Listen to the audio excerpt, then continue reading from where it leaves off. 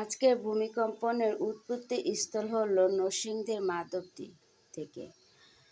চিন্তা করে দেখো, আজকে এক হচ্ছে শুক্রবার, জুমাবারের দিন, মানে তারপর সময়, মানে সব কিছু মিলিয়ে মানে খুবই ভয়াবহ একটা অবস্থা পরিস্থিতি পড়ছে।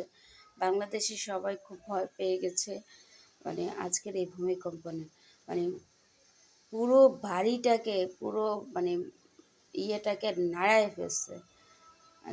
যাক, পরিশেষ আলহামদুলিল্লাহ ভালো আছি, সুস্থ আছি আলহামদুলিল্লাহ। তবে আমি খুবই ভয় পেয়েছি, খুবই নার্ভাস। আমার পুরো শরীর এখনও মনে হচ্ছে থরথর করে কাঁপতেছে। নাভি দিয়ে মোচড় দিয়ে উঠছে, কী যে খারাপ অবস্থা লাগতেছে আমার কন্ডিশন, আমি নিজেও বোঝাতে পারবো না।